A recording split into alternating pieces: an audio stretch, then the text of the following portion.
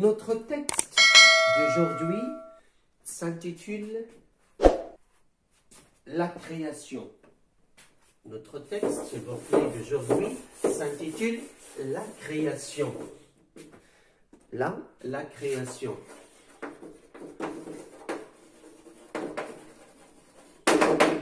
Elle est extrait de la Bible, dans la partie de la Genèse. La Genèse. Vous avez l'explication dans le livre. On va voir là d'abord, voilà, mettre un deuil, envie de métamorphose, peine d'Achille, la création. Alors voilà, l'héritage biblique. Et nous avons l'héritage biblique. Alors la Bible, comme je l'expliquais tout à l'heure, vous l'avez ici, vient du grec la Biblia. Déjà Bible, on a la bibliothèque, Bible c'est le livre, qui signifie les livres. C'est un ensemble, comme j'ai dit, un ensemble de textes sacrés du judaïsme et du christianisme. Écrit en hébreu par de multiples auteurs anonymes sur une période longue d'un millénaire. Millénaire, c'est l'adjectif de 1000, ça veut dire 1000 ans. Le chapitre intitulé La Genèse raconte la création du monde. La Genèse parle de la création du monde. Et de l'homme, de la femme, la vie des premiers hommes, on estime qu'elle a été écrite au 6e siècle avant Jésus-Christ. L'homogenèse, vous l'avez ici dans le livre aussi, il faut s'intéresser à ces couleurs. Pourquoi on met les couleurs de le livre? Pour attirer l'attention tout simplement. Qui est du grec Genesis, qui signifie naissance, origine. Voilà, c'est... Alors nous avons, on va lire le texte est un peu, s'il vous plaît, difficile. Mais on va chercher à comprendre des choses, des notions. Ça veut dire le message du texte, le thème. C'est quoi? Qu'est-ce qu'il veut en arriver? D'accord? Au commencement, Dieu créa le ciel et la terre. Alors là, ici, j'explique le texte tel qu'il est. Dieu a créé le ciel et la terre. Ciel, terre. Bien. Dieu dit que la lumière soit et la lumière fut. Que la lumière soit et s'il y a un ordre. C'est la phrase injonctive. Que la lumière soit et directement la lumière fut, le passé simple, parce que c'est une action ponctuelle, rapide. C'était l'obéissance. Ça veut dire ici, la lumière exécute l'ordre de Dieu. Que la lumière soit et directement la lumière. En un clin d'œil, au moins d'un clin d'œil, pardon, la lumière apparut. C'est la puissance divine. Dieu appela la lumière jour. Alors nous avons la lumière, c'est le jour. Parce que la lumière, voilà, le soleil, il indique le jour. La lumière jour. Et les ténèbres, ça veut dire l'obscurité, la nuit. D'accord? Les ténèbres, nuit. Il y a un soir, il y a un matin, premier jour. Il y a quoi? Il y a un soir, il y a un matin.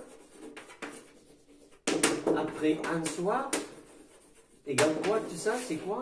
C'est premier jour. C'est le calcul. C'est comme ça que les êtres humains calculent. Le matin, le soir, voilà, un jour est passé. Une journée, un jour est passé. Maintenant, le jour suivant, ça veut dire qu'est-ce qui va venir? C'est le matin, le soir, deuxième jour, ainsi de suite. Et après, on va calculer un jour, 2 jours, jusqu'à 30, voilà, ça donne ainsi de suite, voilà. Non. Dieu dit qu'il y a un firmament au milieu des eaux et qu'il sépare les eaux avec les eaux. Ah, pourquoi ici les eaux avec les eaux? Parce qu'il y a juste l'eau, il y a beaucoup d'eau. Maintenant, il faut les séparer. D'accord? La terre, l'eau, et séparer les eaux. Alors, on a dit le ciel, la terre et l'eau. Alors, il faut que chaque chose tienne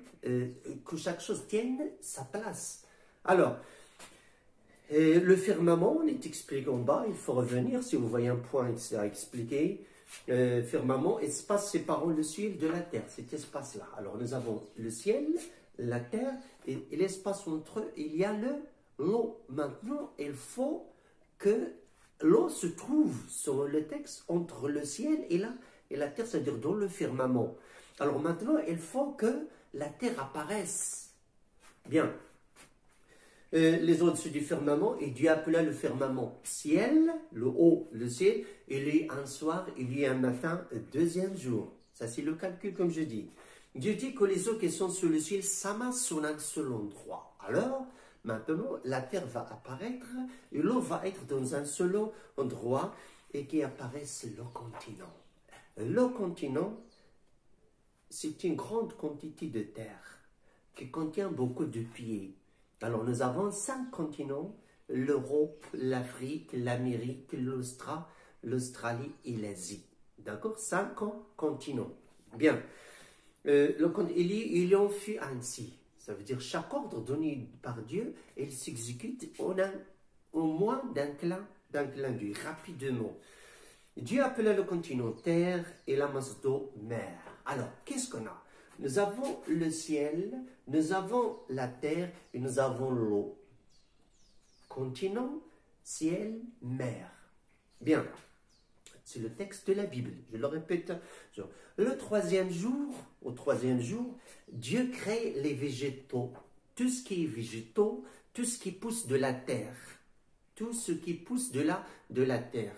Toutes les plantes, les herbes, les arbres, toutes les plantes, ça veut dire tout ce qui pousse de la terre et végétaux, arbres, plantes, fruits, légumes, ainsi de suite. Vous savez ça. Dieu dit qu'il y ait des luminaires au firmament du ciel pour séparer le jour et la nuit. Alors, nous avons le jour, nous avons la nuit. Mais il faut un luminaire du jour et un luminaire pour la nuit. D'accord? Il faut du luminaire. Luminaire vient du mot lumière, tout simplement. Qu'elles soient des luminaires au firmament du ciel. Où vont se trouver ces luminaires? Ils vont se trouver au ciel. Ça veut dire qu'ils vont se trouver au ciel pour donner la lumière à la terre, le jour et la nuit. Bien, le ciel pour éclairer la terre pour éclairer, donner l'éclairage, la lumière, illuminer la terre. J'ai dit le jour et la nuit, on va voir. Et l'on fut ainsi, rapidement, toujours pas si simple, parce qu'une action ponctuelle. Dieu fait les 2 luminaires majeurs. Alors nous avons les 2 luminaires majeurs, principaux. Majeurs. Le grand luminaire comme puissance du jour, le grand luminaire comme puissance du jour. Il est fort, il est grand. C'est quoi ce luminaire? C'est quoi? Qu'est-ce qui est dans la lumière au jour? C'est le soleil. Le soleil est grand, sa lumière est forte, puissante. Et dans la lumière, on voit tout sur terre, les petites choses, les grandes choses. Ça veut dire, il a une grande lumière. C'est pour cela la puissance du jour. Alors, le grand luminaire comme puissance du jour est le petit luminaire comme aussi puissance de quoi? De la nuit. Même s'il est petit, il a une grande puissance, mais moins que celle du soleil, c'est la lune. Alors, la lune est claire, mais il n'a pas de chaleur, mais on ne voit pas beaucoup tous les détails, qu'est-ce qui se passe, tout ce qui est noir, etc. Ça veut dire qu'il est moins fort, la lune est moins forte, pardon, parce que je parle du luminaire, il est moins forte que le soleil, ça c'est clair. Alors Dieu a créé 2 luminaires pour indiquer, pour éclairer la terre le jour et la nuit. Que Dieu les plaça au firmament. Il les place et l'un apparaît le jour, l'autre la nuit. Le firmament du ciel pour éclairer la terre, parce que si on dit firmament, parce qu'ils ne sont pas collés au ciel, ils sont dans le firmament, ça veut dire entre le ciel et la terre. Ils ne sont pas collés, pour dire, parce que les planètes sont au firmament, au milieu, d'accord? Entre le ciel et la terre, mais ils sont très loin. Ça, c'est un autre détail, une autre leçon. Dieu les plaça au firmament du ciel pour éclairer la terre, pour commander au jour et à la nuit. Il commande, parce que c'est la lumière se lève, le soleil se lève, c'est le jour. Il commande le jour, c'est la reine des jours. Si le soleil se couche, c'est fini. On ne peut pas la ramener une deuxième fois, c'est fini. C'est la nuit, c'est elle qui commande, c'est fini. Son pouvoir est terminé, il faut entendre le lendemain pour qu'il revienne.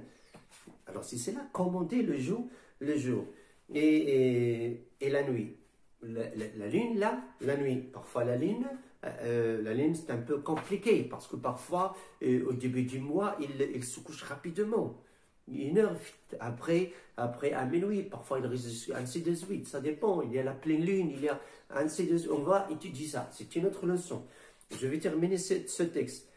Pour séparer la lumière, alors, pour commander au jour et à la nuit, pour séparer la lumière et les ténèbres. Maintenant, on connaît le jour grâce au soleil, la nuit grâce à la lune.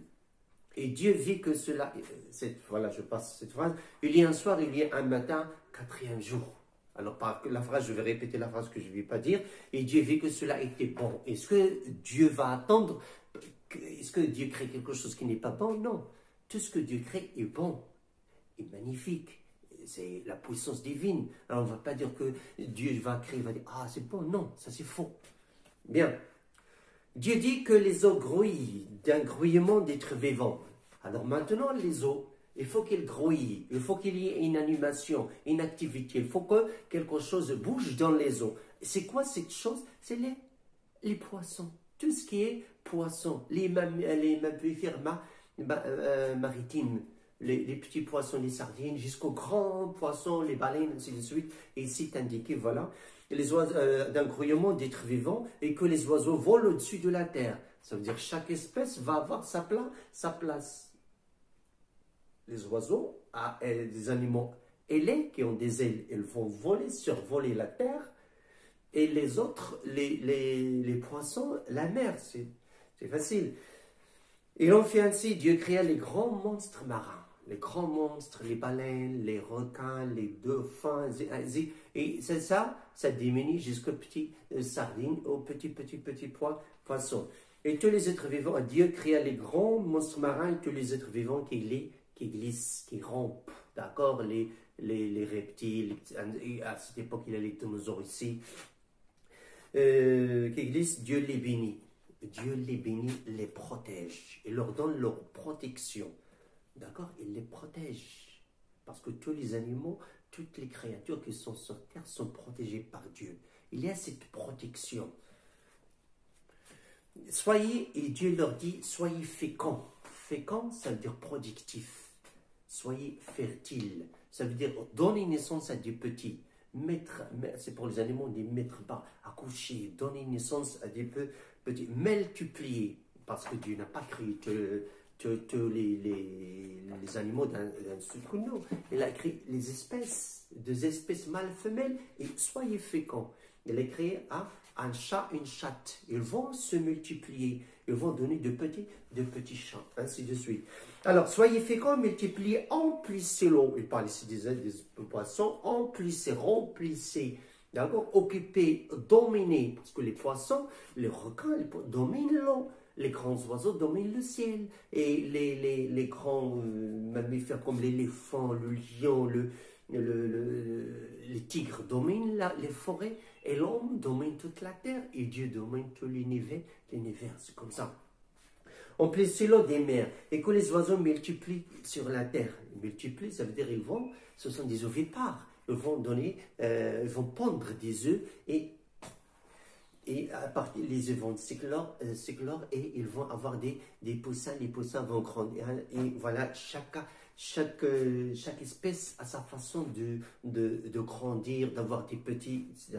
Et il y a un matin, il y a un soir, et les jours passent. Les jours, à chaque fois, par ce calcul, le soleil se couche, la lune se lève, ainsi de suite, et ça donne le calcul. Dieu crée ensuite les animaux terrestres, tous les animaux terrestres, tout ce qui bouge, parce que les oiseaux sont les bipèdes, c'est-à-dire deux pattes, les autres, les quadrupèdes. Quadrupèdes, c'est les 4, les félins, les ovins, les bovins, les équidés, les canidés, je suis. Dieu dit, faisons l'homme à notre image. Ça, c'est une fausse phrase, ça c'est faux, parce que l'homme ne ressemble pas à Dieu, Dieu ne ressemble pas à l'homme, on ne sait pas comment est Dieu. On ne sait pas. Il ne faut pas l'imaginer, d'accord? On ne sait pas. Alors, c'est une fausse phrase, c'est, comme j'ai dit au début. Et quel domaine sur les poissons de la mer? Et les domaines, ça veut dire il est fort que les poissons. Pourquoi l'homme est fort que les animaux? Pourquoi? Parce qu'il a le cerveau, lui. Il a le cerveau. Il analyse, réfléchit, il fabrique des pièges, il peut les attraper, il peut les manger, ainsi de suite, d'accord? Il a le cerveau, c'est pour cela qu'il domine toute la terre. Il domine, il sait comment, il coupe les arbres, il le plante, parce que Dieu lui a donné le cerveau, à le bien utiliser, c'est pas être méchant, à le bien utiliser, c'est pas ravager, détruire, saccager, massacrer, non, à le bien utiliser, planter, replanter, couper l'arbre qui est sec. Voilà, il ne faut pas pêcher tous les poissons, pêcher un poisson pour ainsi, etc. Bien, etc. Et sur les poissons de la mer, les oiseaux du ciel, les bestioles, toutes les bêtes sauvages et toutes les bestioles qui rampent sur la terre. Dieu créa l'homme à son image, c'est faux, je l'ai dit. Et à l'image de Dieu, c'est faux, l'homme fait là, Dieu les bénit. Et toujours, ils ont la protection. Toutes les créatures ont leur protection, ont la protection de Dieu. Dieu nous protège, alhamdulillah. Dieu nous protège. Bien. Dieu les bénit et leur dit, soyez féconds. Donnez une naissance à des petits. Multipliez, emplissez la terre. Il y a la répétition et ce métier-là. Dominez sur les poissons de la mer, sur les oiseaux du ciel, tous les animaux qui rampent sur terre. Dieu dit, je vous donne toutes les herbes pour ton semence. Dieu a donné les herbes. C'est pas il les a donnés, il les a envoyés. Non, ils sont poussés de la terre, d'accord? Les herbes sont poussées. Et l'homme, grâce à son cerveau, il a découvert à quoi servent ces plantes, ces herbes et ces plantes. Quelle est leur utilité? Comment il va l'utiliser? Comment il va les manger? Comment il va les cuire? C'est comme ça le cerveau humain. Et à chaque fois, plus voilà, les années passent, l'homme découvre beaucoup de choses qu'il n'a pas connues. Parce que le cerveau de l'homme est petit. Il ne va pas tout connaître. D'accord, il découvre, il utilise bien le cerveau, il découvre des choses. Alors l'homme va, lorsqu'il a trouvé les herbes, etc., il sait comment les utiliser. Alors portant semence, c'est quoi portant semence? Ça veut dire c'est une plante pousse, et après il va se sécher, je parle des herbes, il se sèche, et il a des graines. L'homme prend ces graines, il va les semer le jour des labours. Ça veut dire en automne. En automne, c'est ce qu'on fait maintenant. Lorsqu'on a le blé, lorsqu'il devient sec, on garde les graines, on mange un peu, on donne au bétail un peu, on laisse un peu pour la saison prochaine pour l'élaborer, on va avoir une nouvelle récolte. C'est ça l'esprit humain. Bien, pourtant semence, ça veut dire que je peux semer à la terre qui va me donner une nouvelle récolte. Et qui sont sur toute la surface de la terre. Et tous les arbres qui ont des fruits portent semence. Les fruits, parce qu'on peut planter des arbres fruitiers à partir des fruits. Les noix qu'on trouve dans les fruits, on prend l'orange, il y a une noix. Ces noix-là, tu peux les mettre sur terre. Mais c'est un peu difficile parce qu'il faut beaucoup de choses, comment il faut étudier ça, analyser, c'est la botanique, il faut s'intéresser à ce domaine pour voir comment les planter, comment il va nous donner des fruits. Hein, et de toute façon, il y a la technique. L'important de ce monde, ce sera votre nourriture. Voilà la nourriture. Et l'on fait ainsi, il y a un soir, il y a un matin, 6e jour.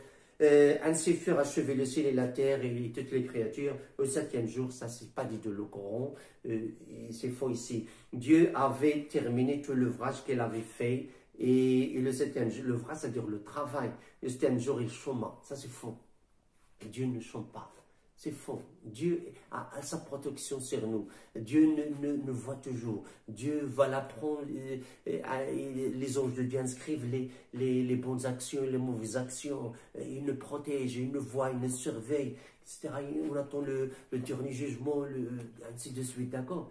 Alors, chôma, c'est faux. Alors, il avait dit le 7e jour, il chôma après tout l'ouvrage qu'il avait fait. Alors, voilà, c'est le texte extrait de la Bible. Vous allez dire, cela a nécessité beaucoup de polémiques, pourquoi on va étudier ça aux élèves, pourquoi. C'est un texte très important pour les élèves, sachent qu'est-ce qui a été changé, pour comparer, voir les religions, comparer les religions, chacun sa religion, chacun est libre d'avoir ce qu'il veut faire. Mais ici, tant que ma religion, étant donné que j'ai une religion, je vais voir qu'est-ce qui a été changé, qu'est-ce qui a été truqué, falsifié, et je compare. Et je dis, voilà, ça c'est pas bien, ça c'est bien, ça c'est pas, ça se dit pas, ça se dit, c'est faux, c'est pas faux. Et c'est là pour comprendre les autres religions, le christianisme, le judaïsme, le bouddhisme, l'orthodoxisme, ainsi de suite. Alors voilà, merci, voilà le texte un peu compliqué, très difficile, mais on va l'étudier, on essaie de l'étudier, étudier le mot, étudier les phrases, étudier beaucoup de choses, et on va voir il va nous donner des embouchures, étudier les espèces animalières qui sont là, étudier les plantes, étudier voilà, les monstres marins, comme il dit, et les semences. On va nous donner une embouchure sur la botanique, comment on plante et tout ça. On va le faire si Dieu le veut. Inch'Allah, merci beaucoup, au revoir, à la prochaine.